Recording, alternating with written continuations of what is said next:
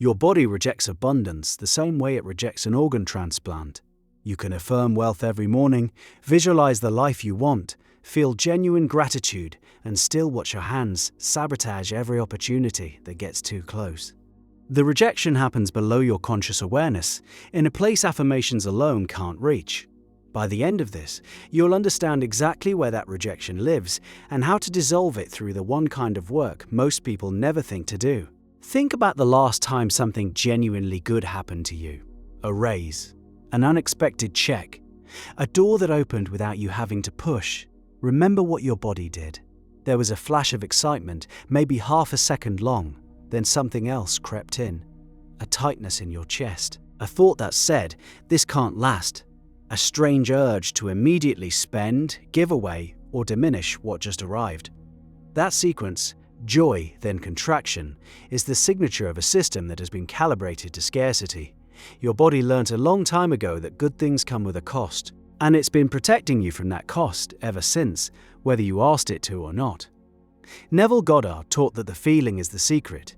He was precise about this. The state you occupy, the felt sense of being the person who already has what you desire, is the creative act itself. But here's what most people miss when they practice this.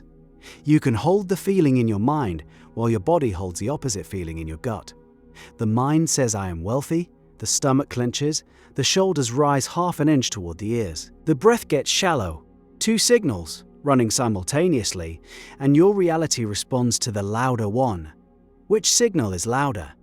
Almost always the body. This is where work ethic enters the spiritual path in a way nobody talks about. The inner work of abundance requires the same discipline as any craft, daily practice, repetition that feels boring long before it feels transformative, the willingness to sit with discomfort instead of numbing it with another technique, another book, another guru's method. You wouldn't expect to play piano after reading about music theory. Yet somehow, when it comes to shifting your state of being, you expect a single meditation to rewrite decades of conditioning. The conditioning runs deep because it was installed during the years when you had no filter. Before age 7 or 8, you absorbed the emotional atmosphere of your household like a sponge dropped in water. If money meant tension between your parents, your cells learnt that equation. If working hard meant exhaustion and resentment, your body filled that association. If someone you loved said things like, "We can't afford that," or "money doesn't grow on trees," those phrases became part of your operating system. The words faded from memory. The feeling they created didn't. So when you try to step into abundance now, your body sends an alarm. The alarm feels like anxiety, restlessness, or a sudden conviction that you need to work harder, hustle more, earn your right to exist. That last one is the deepest pattern. The belief that rest is laziness, that receiving without grinding is somehow fraudulent, that you must pay for every good thing with an equal measure of suffering. Goddard would call this the old man, the former state of consciousness that clings even after you've glimpsed a new one. The old man doesn't argue with logic. He argues with sensation. He makes abundance feel dangerous in your bones. The way out is through the body, using the body. Start with something deceptively simple.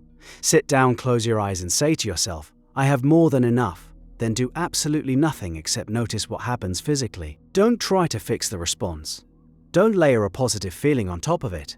Just watch. Where does the tension appear? What shape does it take? Does your jaw clench? Do your fists close? Does your breathing change? You're mapping the territory of your scarcity programming, and the map matters more than any affirmation you'll ever speak. Once you can feel it clearly, you've already begun to separate from it. Awareness creates a gap between you and the pattern. In that gap, you have a choice that didn't exist before. You can breathe into the tight spot instead of bracing against it. You can let the sensation be there without building a story around it. The story, "I'll never have enough. This always happens. Who am I to want more?" is the mind's attempt to justify what the body is doing. Drop the story. Stay with the raw sensation. It peaks. It shifts. Eventually, it passes. And in its wake, there's a stillness that feels unfamiliar. That stillness is the new ground you're building on. This is a daily practice. I mean daily the way brushing your teeth is daily. Some mornings it takes 3 minutes. Some mornings it takes 20. The consistency matters more than the duration. You're teaching your body a new truth. that abundance can exist in your field without triggering a survival response. Each session is a vote. Enough votes and the tally shifts. The work ethic most people bring to manifestation is external. More hours, more output, more proof that they deserve what they're asking for. That kind of effort has its place. But it becomes a trap when it's driven by the unconscious belief that you must suffer proportionally to what you receive. You end up working 12-hour days and burning out, then calling it discipline. Discipline without alignment is just a prettier word for self-punishment. Real spiritual work ethic looks quieter. It's the discipline of catching yourself mid-contraction and choosing to stay open. It's the patience to sit in the new state when every cell in your body is screaming to return to the familiar one. It's the willingness to feel unproductive, because the most productive thing you can do in a given moment might be lying on your back, breathing, letting your body learn that safety and abundance can coexist. Florence Scovel Shinn wrote about the subconscious mind as a faithful servant that executes whatever impression it receives most vividly.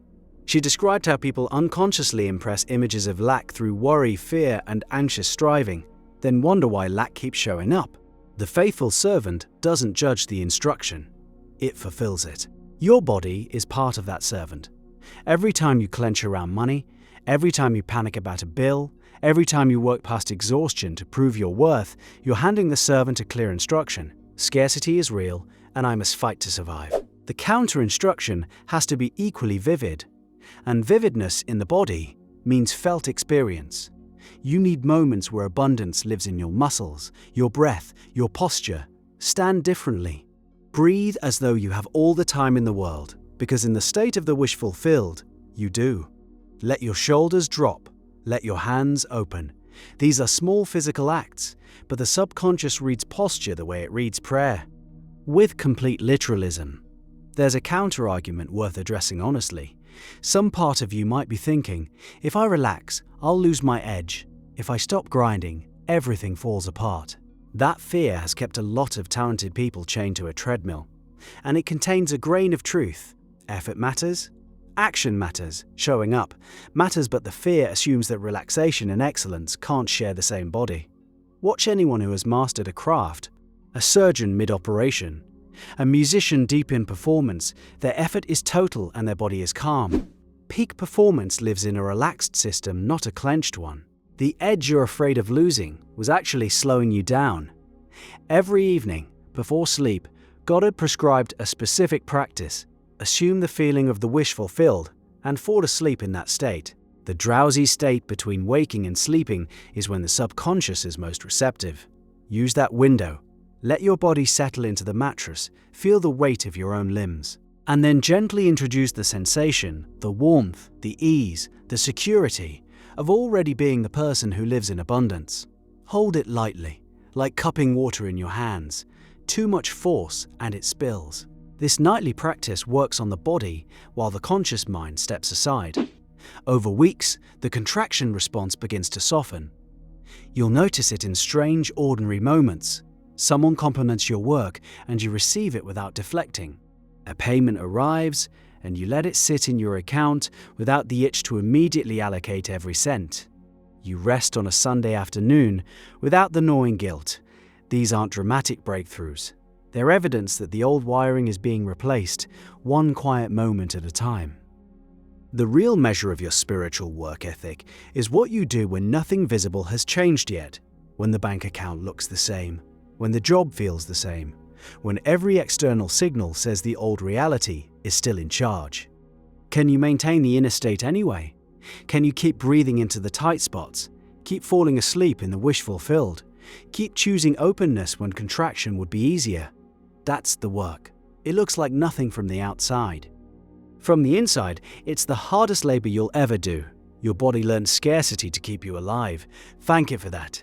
Then show it, gently and repeatedly, that survival is no longer the ceiling. The next time abundance knocks and your chest tightens, place your hand there, breathe, stay. The door your body has been guarding all these years. You hold the only key, and it turns from the inside.